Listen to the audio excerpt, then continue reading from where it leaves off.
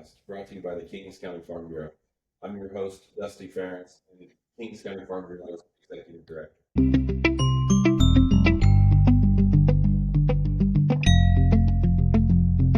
Today we've got Johnny Gailey, the General Manager of the Southfork Kings GSA, as our guest.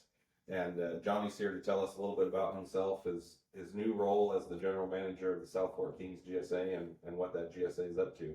Thanks for being here, Johnny. Yeah, no problem, Dusty. So I'll give you a little background on myself to start with. I actually grew up in Southern California and then moved up here to the Central Valley after I went to attend Cal Poly for heavy engineering. Came up here to Visalia and worked on a dairy farm. Ended up managing that dairy farm for 20 plus years. And after doing that for a while, this whole water thing started to get really serious, and we started to hear about Sigma, not really understanding what it was, and I ended up moving into water consulting. And one of my initial clients was the Delta V Water Association, so we got that started and formed, and tried to figure out what rules were coming at the growers and how we can work with the GSAs to try to make those rules a little bit more palatable, so the growers have the option to continue, farming it for the future. Yeah, and you guys were successful in the Kauai GSA. Yeah, we really were. I mean, we were able to get them to adjust the rules and regulations to make them more favorable to the white area growers, and we've been able to get them to add 2 white area grower seats to their board for representation. So yeah, the Delta News actually been able to do quite good for their membership over there. Yeah, it's a great group and an ally in the Kings County Farm Bureau. We've appreciated working with you guys over the last couple of years. Sure, yeah, that's been good. So now I've taken on from my consulting role, I've taken on the role of general manager, administrative consultant, basically, to the Southfork Kings GSA.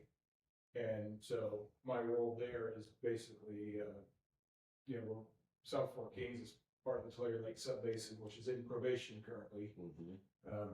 We got put into probation on April 16th, and so we're basically by the next April 16th, if we don't have an accepted plan or some sort of deferral from the state board, they will have the option to implement their own plan on the entire Tulare Lake Subbasin.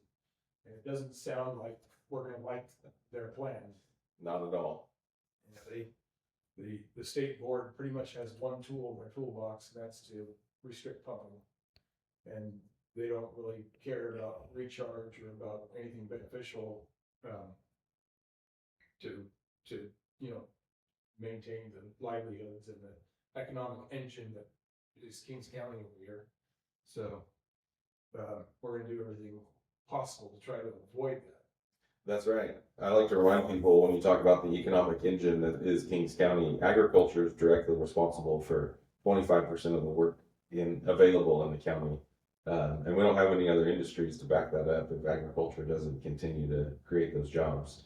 And the trickle-down effect from that is tremendous. That's what keeps our stores and our auto dealers and everybody afloat around here. Right, and it's it's huge. And initially, when everybody was reading the Sigma law, they thought, oh, but they're giving us till 2040. They're giving us a time for a glide path. We have time to make some adjustments. And a lot of the GSAs in the Tulare Lake Subbasin were looking at their water balance and saying, hey, we're not very far off. We have a fair amount of Kings River surface water rights coming in here. And we think we can kind of kick the can down the road until 2025 before we really have to implement any what they call management actions. And management actions are basically things that the GSA impose on the growers to reduce groundwater pumping. And so everybody thought they were going to get away without doing that. And so after 2 tries with the Department of Water Resources and getting rejected, they realized that we're not going to avoid having management actions, aka allocations or pumping limitations, in place to get approved. Well, and there are other GSAs in the state that have been able to do that and prove that they can be sustainable through recharge. So it seemed like logically that would work here. I know the Kings River East GSA, they don't have any pumping restrictions and they're sustainable according to DWR right now. So it's not like GSAs in the Tulare Lake Subbasin were trying anything exotic or too far out of the box or outside of what was conceivable, especially when there's proof that it can be approved and can be done in the eyes of DWR, which I think is exceptionally frustrating for a lot of growers down here.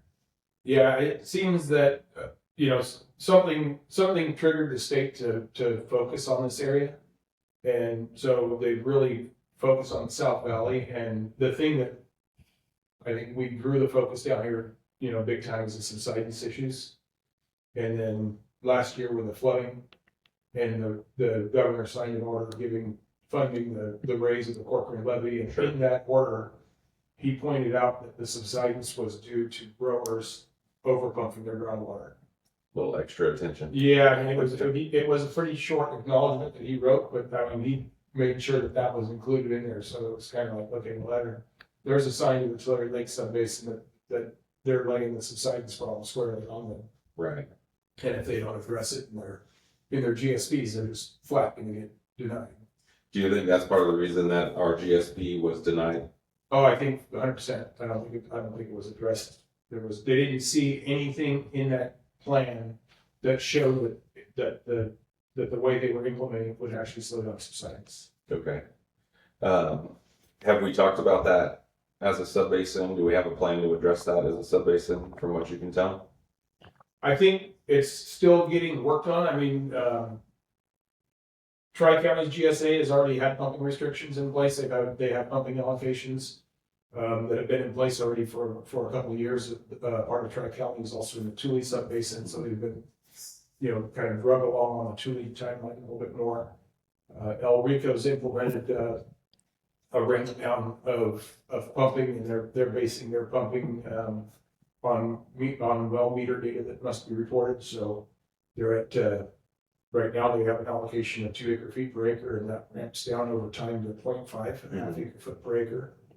So Mid-Kings River has some pumping caps that they've approved in their GSA, but then the GSA's management has gone through some changes. Sure. They tried to pass the 2018 election, which failed. Yeah. So now under the new board structure for the Mid-Kings River GSA, they've indicated they're going to review all their policies and get recommendations from a committee, advisory committee that they're planning on forming to go through all those and bring them back to the board, see if they need any adjustment. Right. What about Southwest Kings? Do they have any policies? Southwest Kings has very little groundwater pumping and even fewer domestic wells. I think they only have like 1 or 2 domestic wells in the entire their entire area. So they claim that they're going to do that. I have not seen any policies or what they have actually out there. But I mean, they're gonna, regardless of how little it is, they're still gonna have to have policies and they're gonna have a plan to get approved. Yeah. We touched on the groundwater sustainability plan for the subbasin, and we've touched on local policies. But could you explain to our listeners the difference between the groundwater sustainability plan and policies that are adopted and included in the plan by each GSA?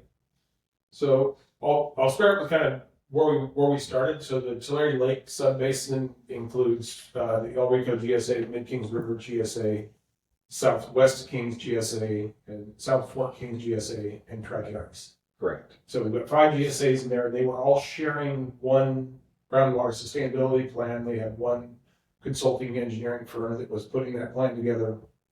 And that was what they were planning on submitting again here in this past year to the State Water Board to get done. But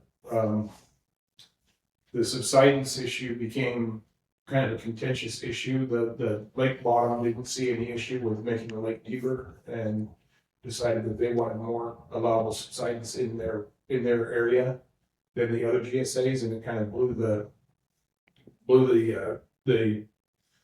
GSP apart. So there's a draft GSB that's the state has looked at, but it doesn't include the new LVCO subsidence plan there.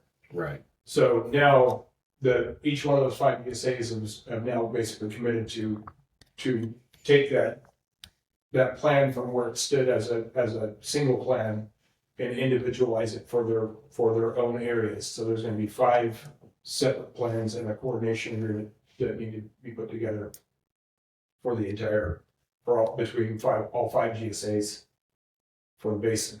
Okay, so for an individual GSP, does a agency have to adopt a pump and cap policy, for example, or is that completely separate and apart from the groundwater sustainability plan? So those policies are separate from the plan, but the plan is going to address what they call projects and management actions that get them to sustainability. And if you submit a plan that doesn't include the management actions, because the projects would be like sinking basins. So a lot of GSP said, okay, well, we're just going to build all these sinking basins. And even the very first Clear Lakes, GSP said, we're going to build all these sinking basins. We're going to sink all this water, and that will bring us into a water balance and will be sustainable. Both DWR and the state board said, okay, well, where is all this extra water coming from? When are the basins going to be built? We don't believe you that this will actually happen. So you need to have another plan in place. So if that doesn't actually fix the problem, that you actually have something to restrict pumping.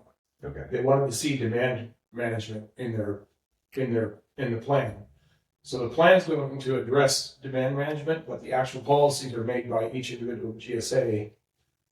But how you achieve that. On how you achieve it. But the state board has indicated that if those policies are not included in the plan, either as an appendix or as something, that gets submitted as an for approval, they're basically going to look at your plan and say, yeah, you say you're going to do those things, but we don't see any action. We're not seeing the policy being implemented. What we're seeing is all talk and no action. Got it. That makes sense. Yeah. So why don't you tell us a little bit about where Southfork Kings is in their GSP and in their policies? I know from attending some of the grower advisory committee meetings the last couple of months, there's some policies that have been considered or will be considered. Can you tell us about that? Yeah, we're actually in a public comment period right now on a well registration policy and a well mitigation policy for domestic wells that could be, go dry, from groundwater levels declining. Mm-hmm. So both those policies are being discussed and worked on. We also have we're working on a groundwater recharge policy. So we want to develop a long-term policy that encourages growers to kind of do the right thing when they have access to surface water to get it put into the ground. Great. And give them some sort of credit for that. Yeah. So we're working through the details of that policy right now. Wonderful. And then the next policy that we've kind of discussed the structure, the next policy we have to implement is going to be either an allocation policy or some sort of pumping cap policy. And we're going to also have to implement some sort of fees because we are going to have to show the state that we can actually pay for the well mitigation policy. Domestic well mitigation. Right. Yeah. So we're looking at all that right now. We're trying to refine the numbers in our well mitigation policy to get a little bit more accurate budget on that. We don't want to be a GSA that holds a bunch of growers' money just in an account and for something that might happen down the road. We want to try to hold a reasonable amount of money to do what we need to do and nothing extra. Yeah.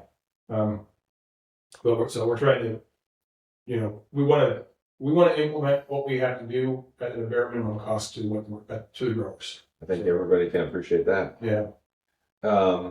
I think all of the GSAs but Southfork Kings have a well registration policy already adopted and are registering wells. Talk a little bit about the importance of registering your wells and why GSAs need to have wells registered, not just agriculture and industrial, but domestic wells as well. Well, the importance of registering the domestic wells is really what the state is trying to protect through their SGMA policy.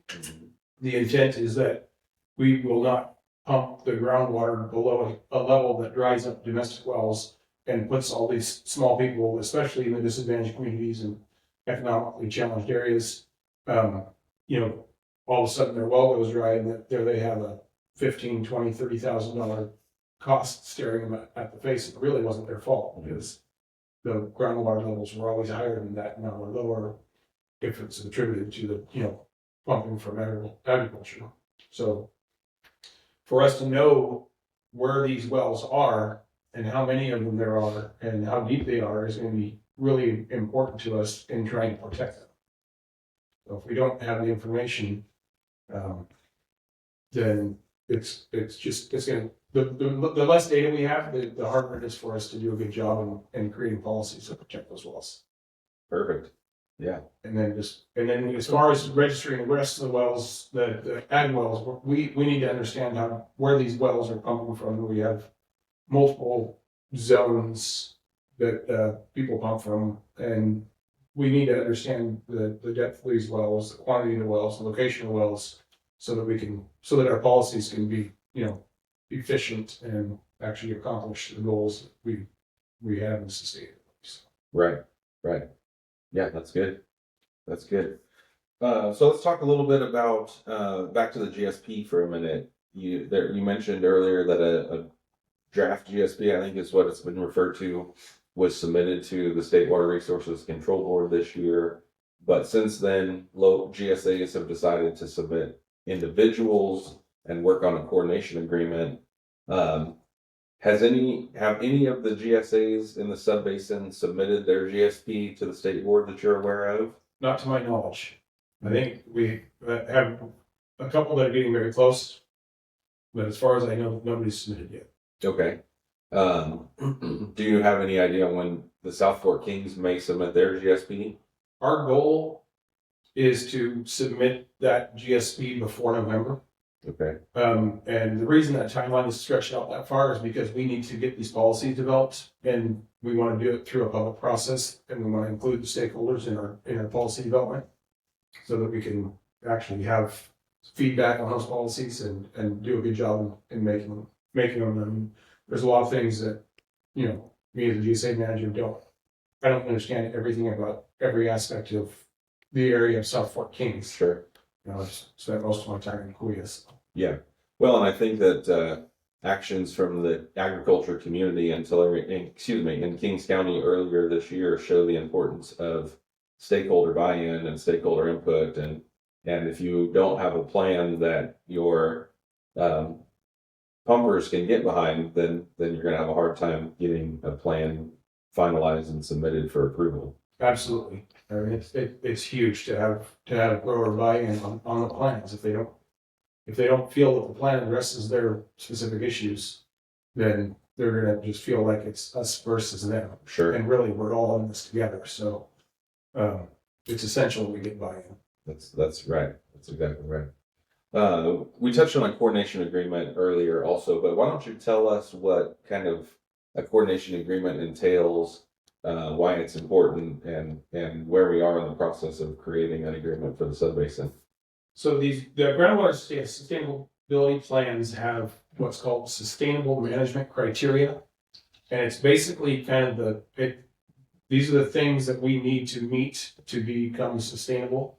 And there's criteria for water quality, there's criteria for water levels, there's criteria for subsidence, and so all of these criteria in the subbasin need to be coordinated. So the coordination agreements are basically saying, okay, these are the standards that we agree to, that we need to accomplish as our goals, and so it's basically how we get to those, that the end goals is going to be up to each GSA. They can each have their own policy, but our allocation policies could look different. Our pumping caps can be different in different areas. I mean, every area is unique in the way they operate. But as long as those policies work to the same goals in the plan, which is what's defined by the coordination agreement, that makes us, coordinated in the eyes of the state. So the coordination agreement kind of is there to ensure that neighboring GSAs are working towards the same goal, even though their approaches might be different. and they're not grossly negatively impacting one another. Correct. Great.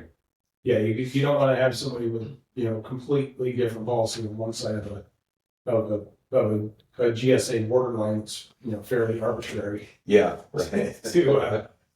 To run across the street, then you're not, one guy's trying to get somewhere and the other guy's working against him basically by having them all, totally different policies. That doesn't work. So. Right. Yeah. Is a coordination agreement being worked on for the subbasin right now? Yeah, there's a draft of a coordination agreement being worked on. That this is a kind of attorney thing, so the attorneys are working on that right now. Sure. So it hasn't surfaced for any public input. Okay. And I'm not sure how much public input there will be. I'm sure each board will have to vote on it. Yeah, that one seems like It's more of a legal agreement. right. Okay. So public input is probably not a huge part of the coordination agreement. Not really. I mean, obviously, the public's are welcome to comment at Of course. one of our meetings. So we welcome the public to our meetings. So. Yeah. Um, Okay. So earlier this year, when the State Water Resources Control Board got involved in the SIGMA process, hands-on, and had a probationary hearing for the subbasin, I know I was confused about moving forward. Do new groundwater sustainability plans, are they submitted to the Department of Water Resources now like they were in the past? Are they submitted to the State Water Resources Control Board moving forward? What does that look like? So as long as we're in probation or we've been, exited from the Department of Water Resources process, the coordination or the sustainability plans will be submitted to the state board. Okay. So as long as we're in their court, until they approve us to go back to DWR, we're dealing exclusively with them. Okay. What do we know what it looks like if you get a plan submitted, if your GSA gets a plan submitted to the state board November 1st, when do you think you would hear from them on whether or not it was approved? Typically, the state board has indicated they want a minimum of 3 months to review a single GSP. Okay. Plus an extra month for each GSA that's involved. So we have 5 GSAs plus 3 months. I mean, they want 8 months. I don't think it'll take them 8 months to review it. I should hope not. So, we're going to give them about 5 months between November 1st and April 16th. Yeah. Or April 17th, the date that they have the authority going to implement their own plan. Mm-hmm. So hopefully in those 5 months we can, they can review our plan and if we need to make adjustments, give us feedback fast enough to make adjustments. But hopefully by then our plan will be approved. We have a sub-basic meeting with the state board on September 4th, and they're supposed to give us comments back on the draft plan that was submitted earlier. Okay. As a single GSP. Okay. And that should give us some guidance on where we thought we were going to see what we need to adjust for each of our individual plans Good. to go forward. It's a good opportunity for the state board to provide some feedback, and hopefully they do before you guys get plans finalized locally and resubmitted. Yeah. Some proactive leadership, hopefully out of the state board.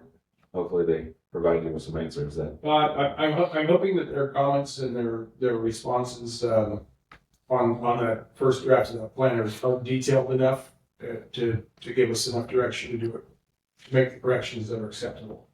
Yeah, I think ultimately everybody wants to work with the state board. We all want to get out of probation and create plans that achieve groundwater sustainability locally, but also allow the industry that is agriculture and that is so important to the county to thrive. We don't want it to be us versus them. We need to work together and get a plan created and get back to life. Yeah, whatever it's us versus them, it costs a lot of money and you don't make any progress. Yeah, we know that, don't we? Yeah. Okay, so let's talk a little bit then about next steps. In a perfect world, we get plans submitted and State Water Board approves or reviews them within the 5 months that we talked about. And in a perfect world, they approve those groundwater sustainability plans and the coordination agreement for the subbasin. Then what? Well, then at that point, we moved back under the jurisdiction of Department of Water Resources. So from at that point, we would submit our plan updates to them, and they would be able to make comments on our plan. Every 5 years, in Sigma, you're supposed to go through your groundwater sustainability plan and make adjustments to it with new information that you have to fill some data gaps. We have plenty of data gaps because we really don't have enough dedicated monitoring sites to understand, where our water levels are on a granular level in all three of those aquifers that we have. Mm-hmm. We're dealing with the A zone, a B zone, and a C zone under the clay, and the more good data that we can get, the better decisions we can make. So every 5 years, they want to see an update as we get more information, and we can adjust our policies and adjust our management actions to match with the new data. So in the meantime, this update is going to qualify for that 2025 update, so we won't have another update due until 2030 after this. Okay. In the meantime, we have to implement the policies that that we're saying that we're doing, that we're going to be approving at each GSA. So we're going to be, well registrations, collecting well meter data, processing, application for recharge, areas, basins, whatever that policy ends up looking like. Whether we're doing on-farm recharge, kind of flood mark type project, or whether it's just dedicated basins.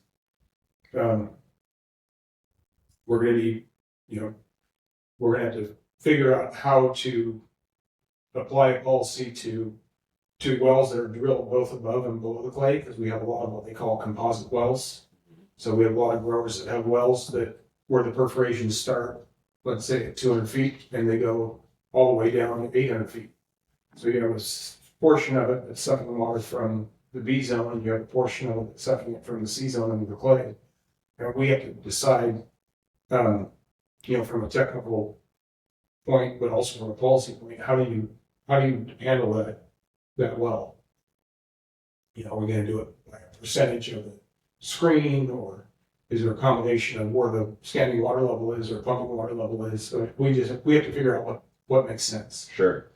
And then we're going to be, at that point, we'll be taking in applications for well mitigation. So people, if a person has a well go dry, they would be able to submit an application to the GSA for a well replacement. We would go out and do an investigation to determine whether or not it's a GSA issue, or whether it's just the casing collapsed, or the motor quit working, or something that's not a GSA responsibility. Right. If it turns out to be a water level issue, then the GSA would coordinate replacing that domestic well. So we're going to be busy with a lot of things going forward. Yeah. Even after this plan's approved. Yeah, like all things Sigma so far, more questions than answers every day, I think. Yeah, and I mean, the subsidence thing is really kind of the elephant in the room. Okay. The state board and DWR have indicated that zero subsidence is their goal. Their long-term goal. They would prefer to see zero subsidence short-term. Yeah. It's impossible to stop subsidence overnight, so short-term doesn't work.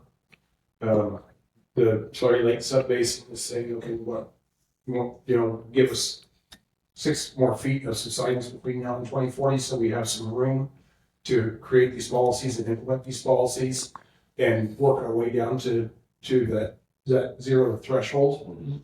But a lot of the information that we're seeing on the technical side is saying that to get to zero subsidence, you need to have near zero pumping below the clay, which we have a huge area in the Sawyer Lake Subbasin that is completely dependent on pumping below the clay. So yeah, there's a lot of below the clay pumping, as I understand it, all over the subbasin. Mm-hmm. More areas, some in greater areas, or some greater pumping in areas than others. And it's not just us. I mean, the Kuya Subbasin has it. The Tule Subbasin has it. It's going to affect a huge area of agriculture here in this part of the valley. From your experience, why do growers choose to pump from below the clay, or why have they historically chosen to pump water from that deep? Anybody that farms knows what happens over time. Your well starts sputtering and putting out a little bit less, so you call the well driller and you have to drill a little bit deeper. Yeah. So, over the long term, our groundwater levels have declined in a lot of these areas. And so that as you drill deeper, you start going through the clay and you start pumping from, in those composite wells, you're pumping from both layers. And some guys have wells that are, only screened down below. Yeah. Now, do you agree that some of those choices to pump that deep were made because of water quality? I think in some areas that the upper water probably had different constituents in it, because for ag are worse for whatever they were growing, and they chose to go with the deeper water because maybe it was cleaner. Yeah, and I think the same is true for municipalities too. Municipalities have the same issue. I mean, most municipal wells are deep wells, so they're looking to get away from whatever might be down, and whether it's arsenic or whether it's whatever. Yeah, mostly naturally occurring. Yeah, we have areas in that have arsenic. We have areas that even have uranium. Right. I mean, so we have naturally occurring elements that are in the ground. Yeah. That show up in that groundwater. So a lot of times they have to try to screen their wells in areas where there's less acceptable levels. Yeah. Under the MCLs. Yeah. Yeah. I brought that up because I think it's a good example to show that this isn't an easy, it doesn't automatically say, oh, stop pumping from below the Corcoran clay. It's not, nothing in water is that easy, right? There's No, and it might not be a complete stop. There is some recharge that happens under the clay. There's nobody out there that's been able to give us a number to say how much that is. Right. So, that water does recharge under there. It's just coming up with an actual number for that. We just do not have the data to support any number from down there. Yeah. Yeah. I, as the executive director of Farm Bureau, I'm asked a lot, particularly from growers who farm in the Tulare Lake subbasin and in other subbasins. Has anybody mentioned the sustainable yield for the Tulare Lake subbasin? So we have a draft internally right now of the modeling report that's been done by Ludor Fiscalini, and I just got it like 3 days ago. Okay. So we're looking into I'm not sure if that modeling report has a sustainable yield number in it yet. I didn't see one specifically listed. I'm going to talk to the engineers that understand how to read those reports a little bit better and find that out here. Okay. So, right now, as a best guess on the GSAs of, use a half acre foot, some of use less than that. I'm not sure if the sustainable yield is the same everywhere.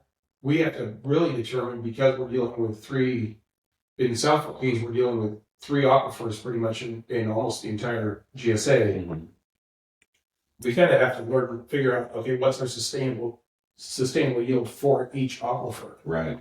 We're most likely going to end up with 3 sustainable yields. Yeah. And then how to manage those, right? Because then we have to manage those differently, because the A zone, close to the river, obviously is a lot easier to recharge. I'm not really sure how we recharge in B zone. There might be areas where the A and B zone are not completely divided, so there might be recharge opportunities in certain areas. We're trying to look into ways to get the information to understand where those areas would be. Sure. And I imagine there's going to be a management component of that. If a grower has wells in the A and the B zone, and you've got 2 sustainable yield numbers, do you get sustainable yield for each zone, or do you get a combination thereof, a portion thereof? That's all part of what we're going to be discussing over the next couple of months, developing those policies. Yeah. So, and part of the reason why we're probably not going to have a plan to submit until November. Sure. Yeah, there's a lot to figure out, a lot of moving parts. And we want to have at least a 30-day public comment period on the plan before we resubmit. So we gotta factor that in. So really like October 1st is kind of when we really don't have a lot of time to put all this stuff together. Yeah, you guys are moving quick. That's a short timeline and a lot of work to do. So, but it's my opinion that we're better off being a little bit late in submitting and getting it right than trying to force something that doesn't work. Yeah, I think most people would agree with that. Because I think whatever we turn in, we're going to have to live with for quite a while. Making changes to these things. If we turn in a plan and we've changed it before they've had time to review it, that's not going to be a good look. Right. So we talk about 5-year check-ins a lot, and I don't know, I'm not familiar with a conversation extending past 2035 or 2040. 2040 is when we're supposed to achieve sustainability under the law. And we check in 2035. I'm sure we're going to check in 2040. Are we checking in every 5 years after the 2040 deadline? That's a really good question, and I don't know the answer to that. Okay. I would assume we are, Yeah. but I really don't know. Honestly, I've never thought to ask the question before today. It dawned on me. I've never thought about it either. We're all designing our plans to be sustainable by 2040, but I'm assuming that at that point, whatever's working to be sustainable must continue. Yeah. And I would imagine that there's going to be check-ins on that, right? We've got to continue to prove that we're sustainable, I would think. I would imagine so. Yeah. Well, a question for us to all figure out. Yeah. I'll have to look into that and get back to you. Sounds good. Okay. So I think I think we've covered everything that I kind of wanted to go over with you. Is there anything that you want to share about the GSA or water in general that we haven't talked about? I think we've pretty much covered it. I think over the next couple of months we've got a lot of policies going on for the Southfork Kings GSA that are going to affect growers. So I think it's important for people to make some time to come to our grower committee meetings and to our board meetings where everything's open to the public. So how do people learn about your meetings and your policies that are available for comment? If you go to the southforkkings.org is our website. We post all of our meeting notices there.